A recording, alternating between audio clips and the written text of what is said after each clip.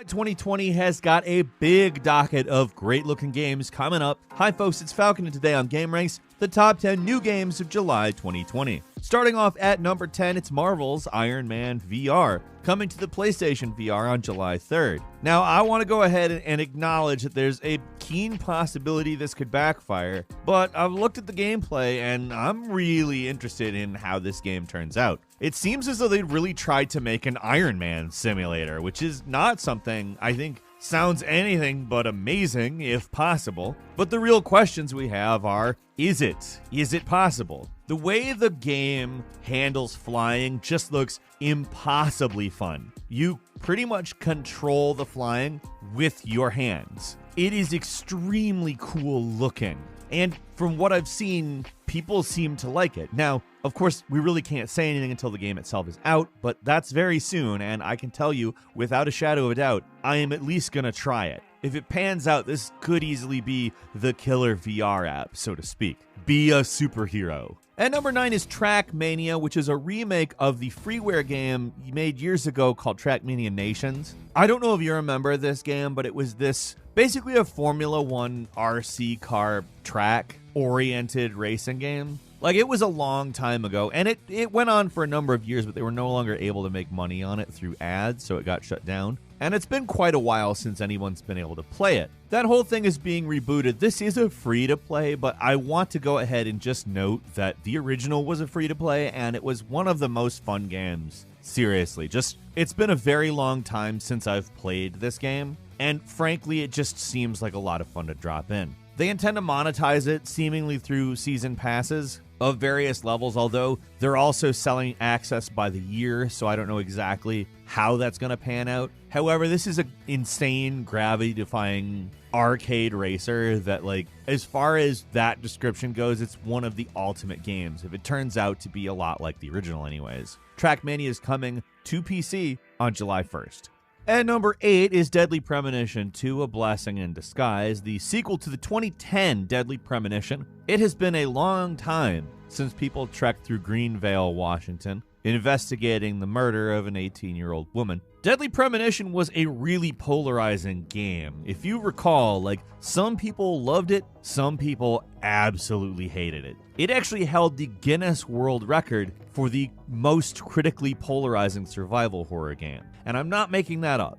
Deadly Premonition had kind of weird dialogue, but at the same time, it was also kind of hard not to like it. If you're the type of person that likes kind of weird games, it's very quirky. I've seen the game described as eccentric so many times through the years. But the plot is not particularly non-traditional. It's more or less a mystery, a whodunit. Although you'll find that a lot of the time, things are not as they seem. I know that sounds maybe stereotypical, but honestly, this is a game that I welcome a great deal. I'm excited to play Deadly Premonition 2, and if it can manage to retain the charm of the original while being a more modern game, I think they've kind of got an easy win. Deadly Premonition 2, A Blessing in Disguise is coming to Switch July 10th.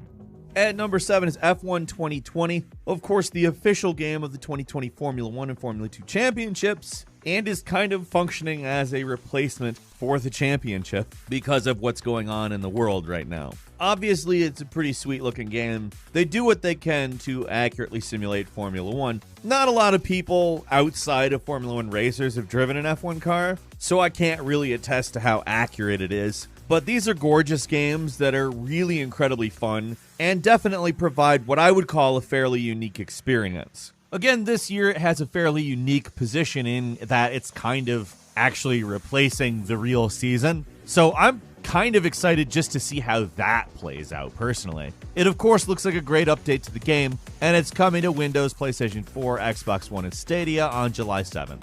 Number 6 is Ori and the Secret of Seasons. No, not Ori, like the Blind Forest. It is a similar name. Don't get it confused. This is something different. This is an adventure game coming from an indie developer that is actually quite promising. It's a very beautifully animated game in which you have the ability to manipulate season. The title kind of gives that element away, but that's how it figures into puzzles. You're going to be solving a lot of puzzles in this game oriented towards the weather. And honestly, I'm really excited to play this because this is one of those games where I've seen a lot of great stuff about it. It looks like a game with some good combat and some pretty cool looking puzzles. that has the potential to be really incredible. This is a game that debuted at Gamescom 2017 and got Best Unity Game, which is, I mean, again, it's a beautiful looking game, and I'm really excited to play it. Ari and the Secret of Seasons is coming to PC, PS4, Xbox One, and Switch on July 28th.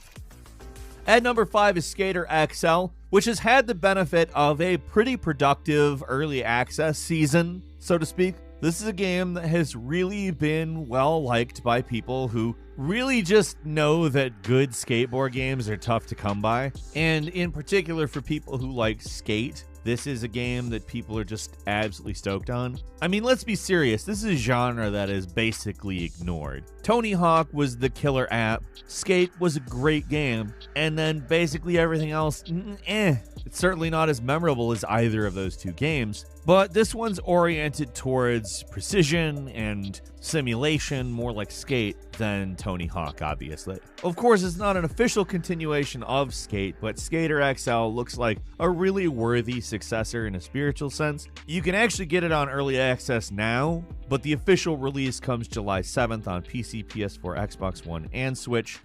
At number 4 is Rocket Arena. It's an aptly named title. It's a new hero-based shooter, 3 versus 3. However, it's rockets only.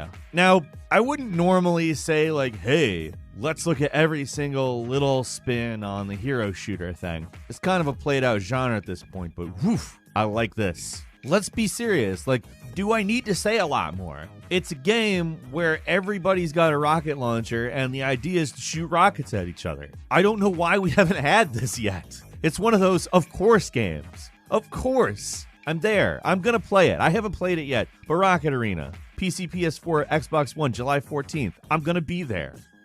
And at number 3 is Destroy All Humans, a game that I could talk for hours about. I love Destroy All Humans, and I'm so excited that there is a remake with better graphics that doesn't touch the core gameplay. In fact, it's a basic, complete, ground-up remake of the original. That's fantastic. To play the original game with better graphics. That's like what a lot of people want when somebody says the word remake. If you remember the anger about some of the changes in the Final Fantasy VII remake, that may provide a little bit of evidence for my case here. Now, that's not to say I didn't enjoy the Final Fantasy VII remake. However, this is exactly what I would want out of this game because the gameplay in Destroy All Humans is why I like it so much. You're gonna be taking brain stems from people and destroying stuff. That's an apt description of the game. It's absurdist, the humor is great, all the voice acting has been retained from the original. I'm there. I'm so there. Destroy All Humans is coming to PC, PS4, and Xbox One on July 28th. At number 2 is Paper Mario, the Origami King, which is, of course, a new entry into that franchise. As you know, Paper Mario is fun. I've always loved Paper Mario. It's a weird spin on the Mario formula. It's in a lot of ways an RPG, and in some other ways not. Like, it retains some of the original Mario gameplay as well as a turn-based battle system. And I'm not going to go ahead and tell you to expect, like, an amazing, relatable story. They are still oriented around the Mushroom Kingdom and all of that. But I'll tell you this, I am more than eager to stroll down the Paper Mario memory lane, so to speak. I love Paper Mario. I have played Paper Mario since the Nintendo 64. Switch couldn't be a better place for one of these games either. The graphics are beautiful, certainly way ahead of any other game, while retaining the look and feel. Paper Mario is hitting the Nintendo Switch on July 17th. And finally, probably the game I've been looking forward to the most on this entire list is Ghost of Tsushima.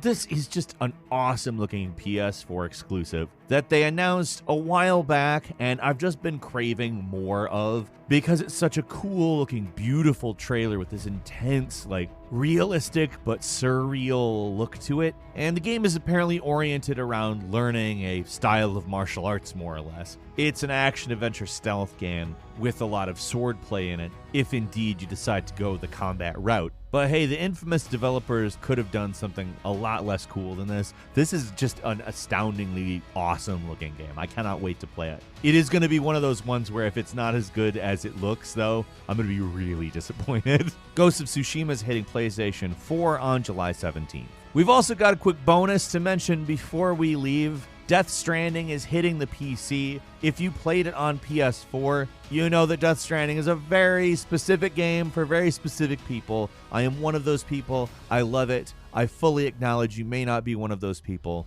but I do know a fair number of people were waiting for it on PC, and we wanted to make sure people knew it was coming July 14th. I might play it again. I don't know. We'll see.